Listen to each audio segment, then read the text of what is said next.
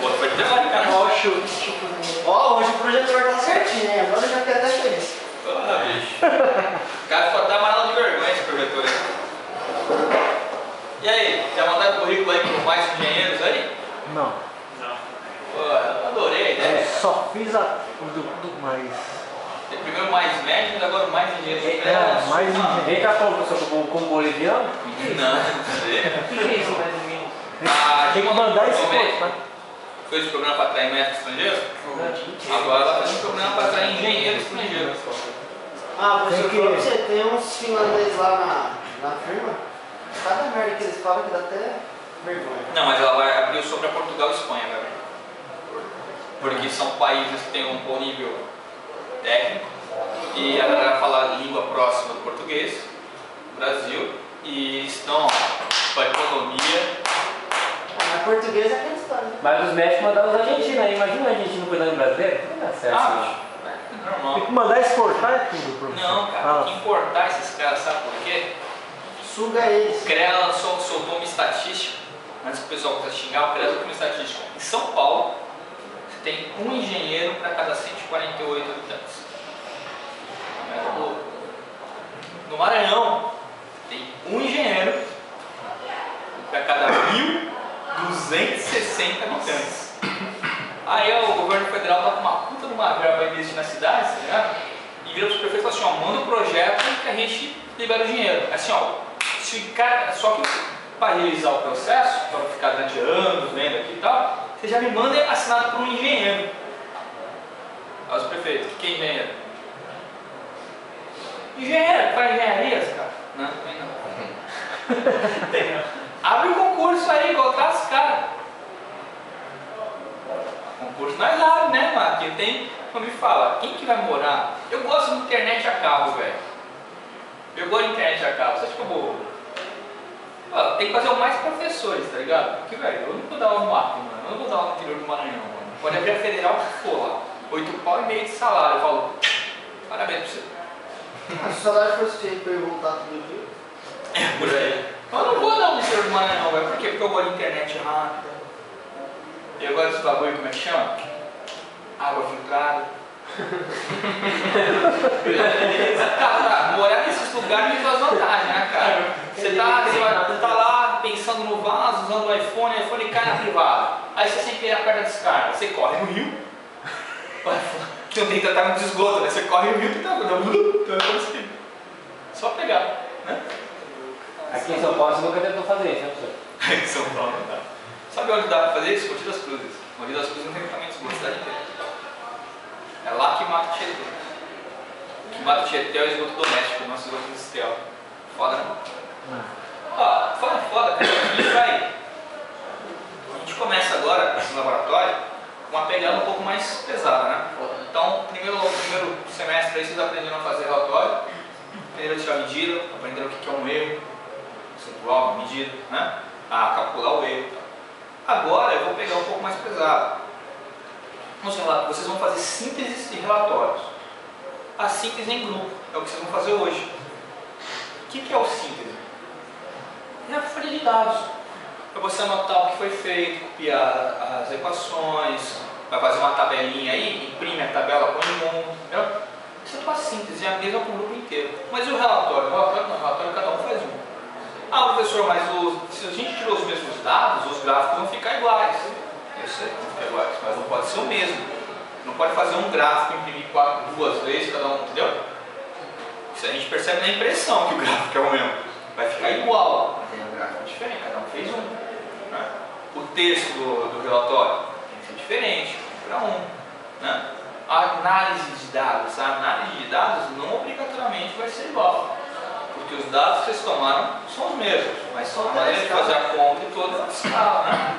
Talvez o primeiro relatório fique bem parecido, porque eu vou montar, eu quero fazer, principalmente aproveitar esse esquema de que fazer aula de 4 horas agora, a parte da segunda-feira que vem, e quero fazer, né, eu sei que nem todo mundo pegou o fim do relatório semestre passado, eu quero trabalhar legal esse primeiro relatório com vocês, porque eu vou dar muita nota, vou fazer 3 pontos de relatório, é individual, né, cada um para o seu.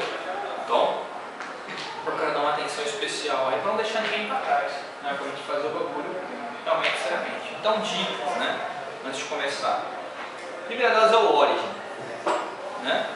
O Origin, quanto mais você dominar do Origin, melhor para a sua carreira na faculdade. Então, baixa o Origin, instala. A FIT não pode comprar o Origin com licença anual por máquina. Então, ó, 1, 2, 3, 4, 5, 6, 7, 8, 9, 10. Só aqui, quanto que estava a licença do Origin? R$300. R$300. Só aqui R$3.000 por ano, só para essa sala ter o Origin. É muita grana, né? E ela só pode trabalhar, a instituição só pode trabalhar dentro da legalidade. Eu não entendo porque não pode colocar o Origin do Torrent aqui, porque eu acho que baixar de graça o negócio pago, eu acho que é legal. O cara, não, aqui tem que ser legal. Mas é legal, cara, é de graça. Os caras não entenderam. Então você pode fazer isso com o seu netbook, no seu notebook. Tá? Então, tem o netbook traz, cara. Faz análise de dados, se você puder, você vai jogar com ele. Ah, não quer trazer, faz em casa. Digita a tabela aqui no Excel, salva para o pendrive, leva para sua casa, bota para o óleo. Porque tabela, né, planilha é planilha, tanto para o Excel, quanto para o Numbers, quanto para o óleo, é toda formada planilha, mas a gente faz as contas a mesma coisa. Só que na hora de fazer gráfico, de fazer análise de dados, o óleo é muito mais poderoso. Aí você se habituar a mexer com ele, ter ele em casa, quando você chegar em laboratório de eletrônica, com as próprias matérias avançadas do curso de engenharia, vai te libertar, vai te libertar. Tá? Pare de sofrer. Tá? Não sofra mais, você encontrou a origem. Não é Jesus, mas capturado. Tá? Esse é um ponto. Segundo ponto. Dados, origem. Acho que é só isso aí. Você vai ter que aplicar, na aula que vem, a gente vai começar a ficar 4 horas junto. Vai ter uma turma B, uma segunda-feira vai ser vocês, outra segunda-feira vai ser outro grupo. Eu não sei qual vai ser a segunda-feira que vai começar a semana que vem. Mas o grupo que começar, a gente vai fazer análise de dados. Você tem 2 semanas para fazer o relatório, certo? Então, quem fizer análise de dados semana que vem, começa a contar o prazo semana que vem. Quem fizer na outra, começa a contar na outra. Fica tranquilo. Eu vou precisar que vocês tragam para a semana que vem, eu vou falar isso na sala de aula, vou lembrar de novo também no Facebook. Isso aqui é um pedaço da apostila que eu estou fazendo, só para vocês verem que está ficando bonita. Tem digitação aí e tal, não sei o que. Quando tiver tempo, perder só um pouco. Mas, não, vai ficar legal, vai ficar legal. Espero que fique pronta antes de Física 3, aí vocês vão começar a Física 3 com a minha apostilinha também, fica legal. Vai chamar um curso de Física. Aí tem minha foto assim. Tá? Maravilha, não? Dá sorte ou dá Mas tira azar? essa parte da foto. Dá sorte ou dá azar? Mas ó, eu vou trabalhar com vocês na segunda-feira, na próxima aula, a análise de dados de novo. Vocês vão ter que trazer cada um de vocês 2 folhas quadriculadas, 2 folhas de papel monológico, 2 folhas de papel de log, tá? Que é pra gente matar a parte gráfica. 2 folhas quadriculadas. 2 monolog e 2 de log. Alguém tá mais contrário? Quadriculada. Certo. E principalmente monolog, quadriculado, monolog e de log. Já foi lá na sala. A gente não vai usar hoje, mas. Mas eu vou pegar aqui, vamos ver talvez essa semana. Então, Pega lá. 2 quadriculadas, 2 monolog e 2 de log. Isso. A gente vai trabalhar com o gráfico na mão, que é para quando você for fazendo o óleo, então você entendeu o que você está fazendo, né? Vamos aí. Vou esperar o Jaco voltar aí. Estamos de humor bom hoje. É errado, né, cara? Ligou essa porra aqui já? Não, senão não ligou. Essa viu?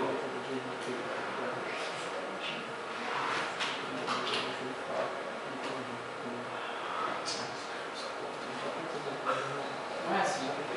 Não consigo ligar isso daí, velho. O quê? Pode sair. A balança. Então é isso. O que mais?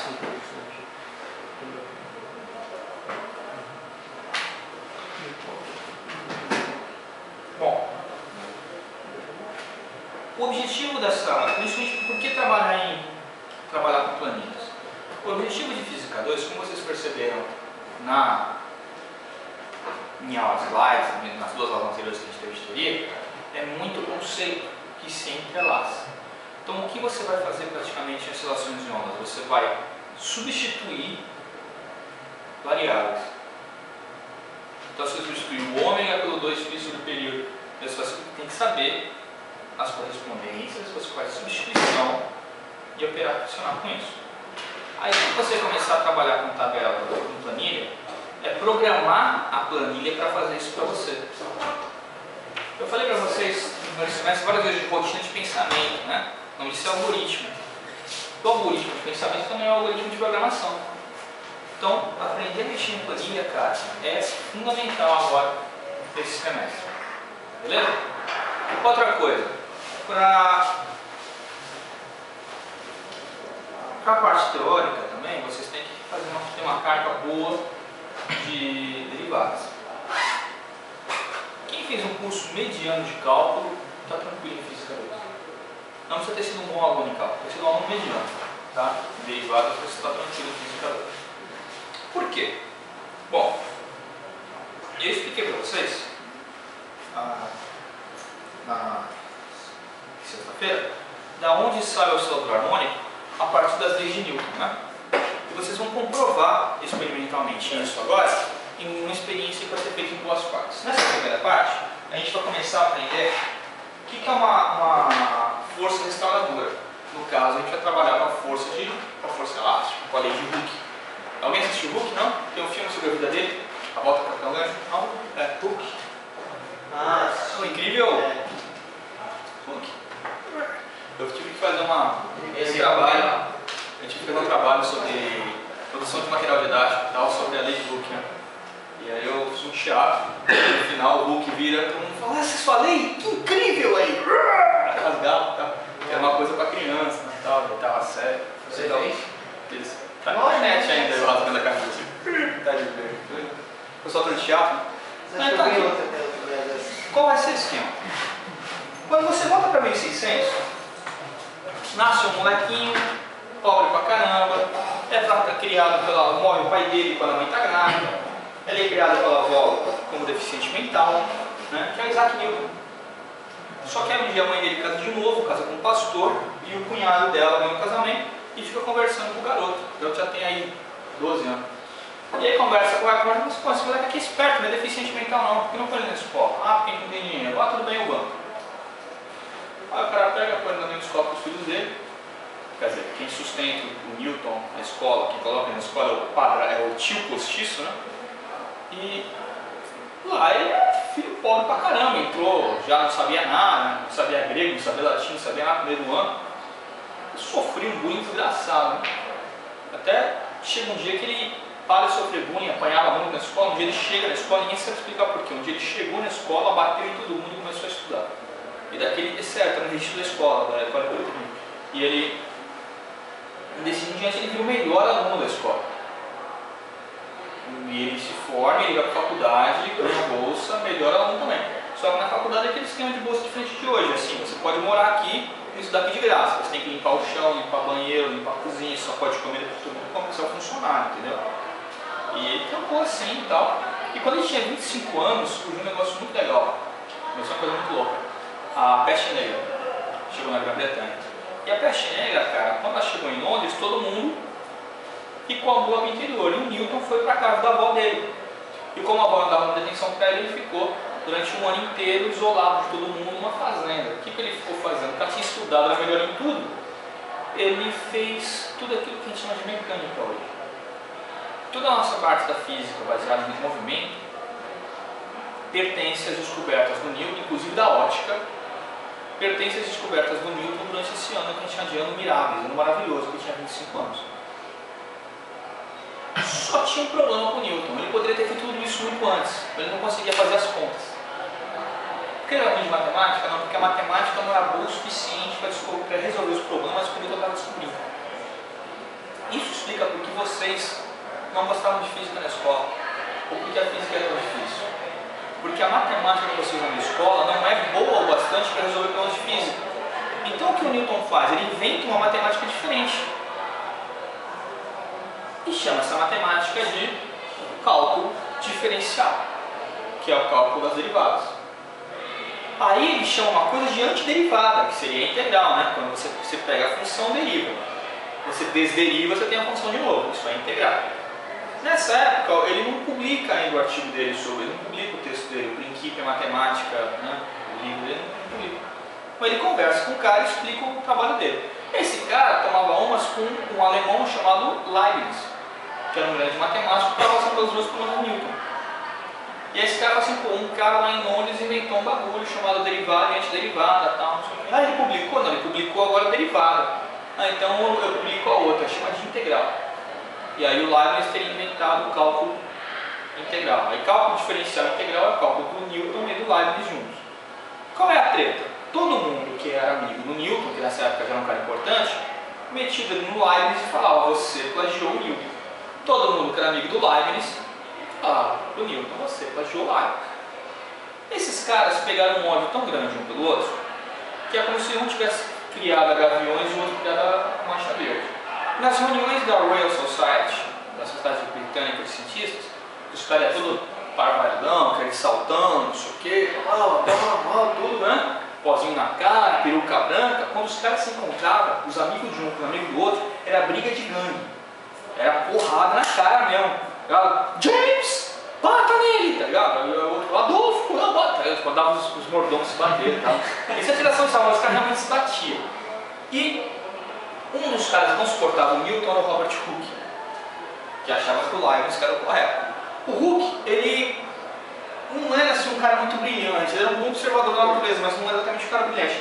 E se ele tivesse vivo hoje, ele morria do coração com o que eu vou falar. O maior produto dele, que é a lei que leva o nome dele, é feita em cima, é uma decorrência da terceira lei de Newton, da ação e reação. Pronto, você está vindo como ele morrer de novo. O diabo Newton. Então ele está estremecendo. O que sobrou ali, né, dele estremecido. E o que o Hooke faz? Ele descobre, por exemplo, que nada cai em linha reta. Ele, na cabeça dele, as coisas caem em espiral, porque a Terra gira. Não discute com o Hooke, velho. Deixa o cara, já morreu, não vou falar quem tá morto. Mas ele teve essa sacada que fala o seguinte: quando você pega uma mola e estica, ela tende a voltar à sua posição original. Certo? Então existe uma força, lembrando que a força é um conceito criado pelo Newton na sua segunda lei. Existe uma força que quer restaurar a mola sem a deformação.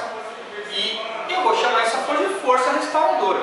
E como ela funciona? Se eu colocar uma mola em pé e botar uma massa nessa mola, a única força que age sobre o peso, sobre a massinha, é o peso dela, que se multiplica a massa vezes a gravidade. Essa é a nossa equação.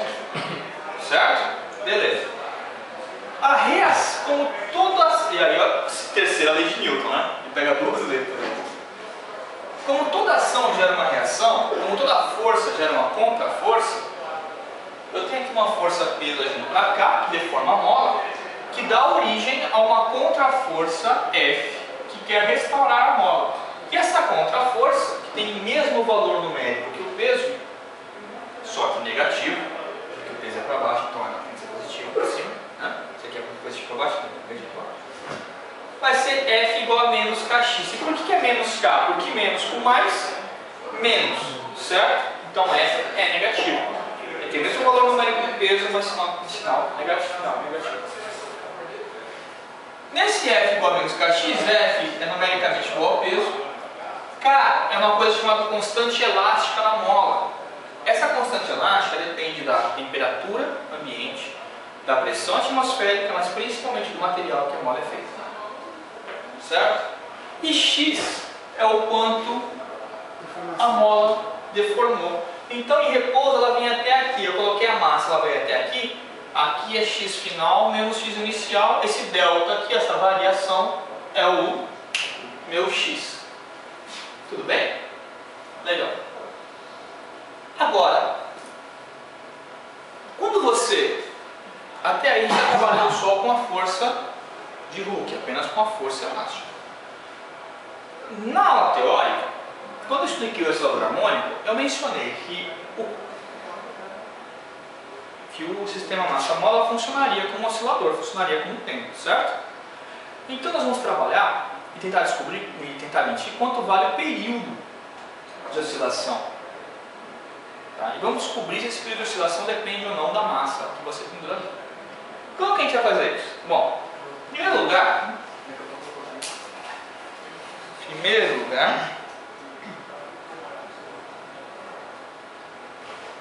está aqui a fórmula do período, tá? O que a gente vai fazer agora é o seguinte. Vocês vão receber uma dessas, vocês têm aqui 3 moedas. Uma dessas moedas tem a massa das escritas, 500 gramas. Certo? Essa aqui, meio quilo. 500 gramas. Você vai colocar essa massa de 500 gramas na sua mola. Ela tá, primeiro você mede a posição, uma posição qualquer, tanto faz se você quiser medir no final dessa argolinha aqui, ou quiser medir no final aqui, desde que você meça sempre no mesmo ponto que você escolher. Tá? Então você mede lá qual que é o valor do x0 com ela em repouso. Aí eu coloco minha massa de 500 gramas nela. Aí distende a mola.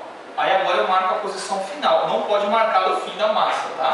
Tem que marcar no mesmo ponto que você marcou da mola, que você marcou o x inicial. Aí você marca o x, tá? Pronto. Por que eu fiz isso? Quando eu tenho isso, eu descobri o valor do x que vai aqui, não é?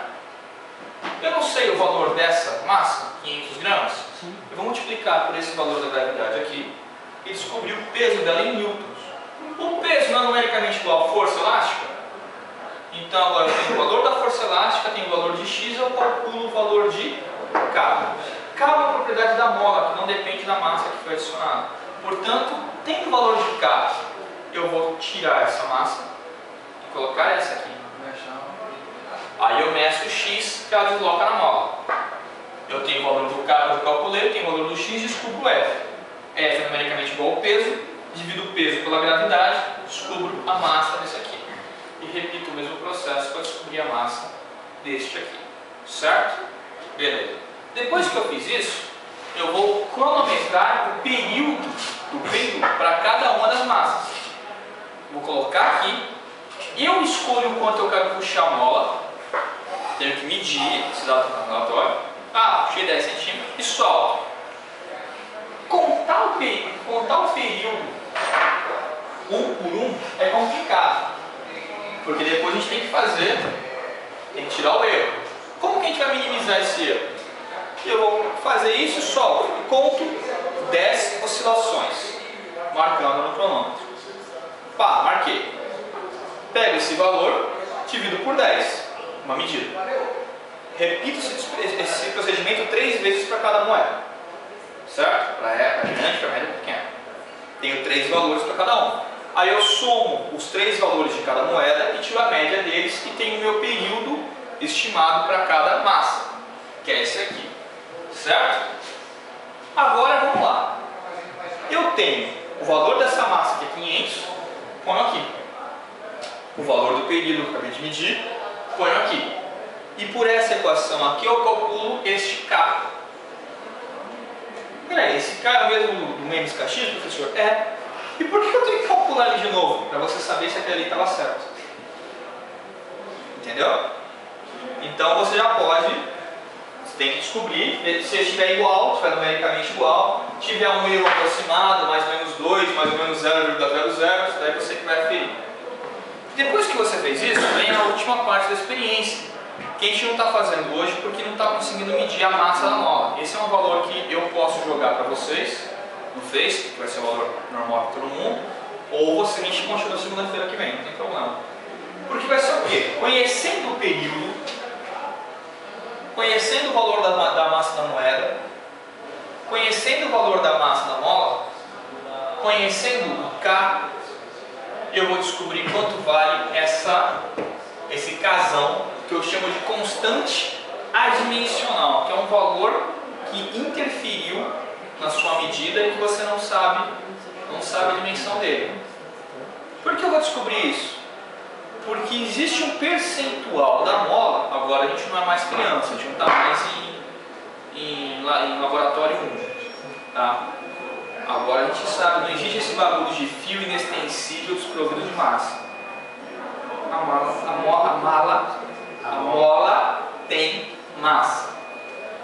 Eu quero saber quantos por cento dele, dessa massa, atrapalhou na medida do período. Qual o percentual disso? O quanto do seu período que se mediu? Qual é o erro que teve no período por causa da massa da mola? Que você não levou em consideração aqui. É você descobrir isso a partir dessa conta aqui. Tá?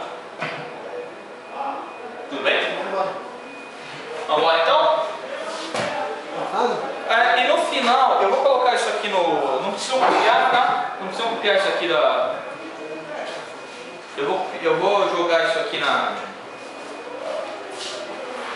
Cada relatório tem que responder, cada experiência você tem que responder para mim algumas perguntas. As perguntas são essas daqui, ó.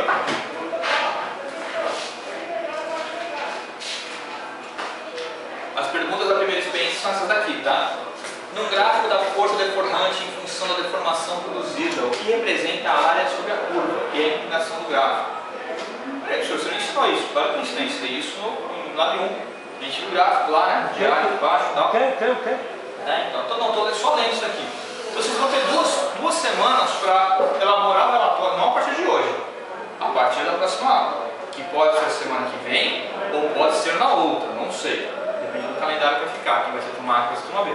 Mas o importante é o seguinte, vocês vão ter 2 semanas para fazer isso aqui, com o relatório. O gráfico pode ficar igual, que a gente fez os mesmos dados, se eles estiverem certos, se eles estiverem errados iguais, vai ficar igual, não tem problema. Tá? Mas lembra, teu grupo apenas para fazer a síntese, não para fazer o relatório.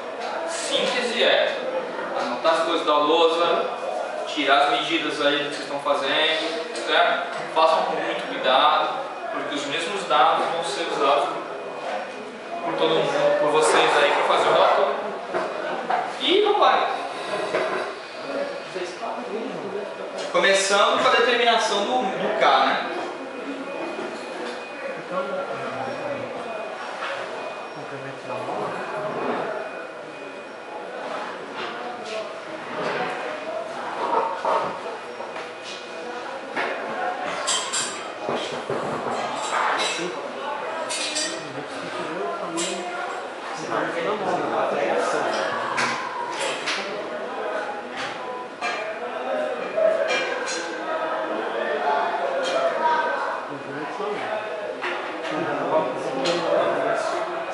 Professor, pegar a primeira comprimento da mola? Diga. Tem que pegar primeiro o comprimento da mola? Sim. Comprimento dela, a primeira coisa que você mede é o comprimento dela em qual? Em descanso. O que eu chamo de X. Em descanso. O que eu chamo de X é o quanto ela foi deformada. Sim. Para saber isso, tem que saber o tamanho dela sem ser deformada. É o X0 que pode chamar assim. Então aqui, ó. Então, ela ainda não precisa de saber o comprimento da mola. Claro que precisa. Pendurou ela aí? Sim. Agora, onde que está? Vai medir assim daqui? Não, Então tá. Então esse daqui 40. Peraí. Não. Eu entendi. Eu estou dizendo o seguinte, eu não preciso desse comprimento. É descanso? Não, você vai causar variação. Porque eu só fiz a avaliação. Não, tudo bem. Vamos lá. Vamos lá, né? 45. 0,30. Não tem uma régua aí, não, só. Não, é você não pode.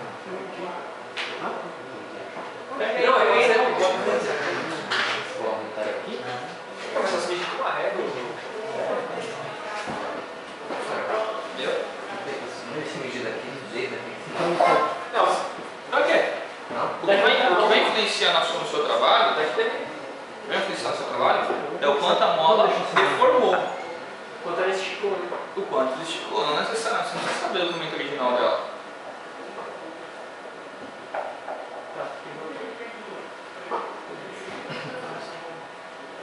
12 centímetros, 12,5. Você mede quem mexe daqui? Você está pegando aqui, não é? Beleza, 9 centímetros então. Marca aí. Não, 10 centímetros. Ah, tá assim. Ele tá esticando. Vai tirar só 3 vezes? Hã? Só 3 vezes? Só? Não, um pouquinho mais. Período? Teste Quase 10.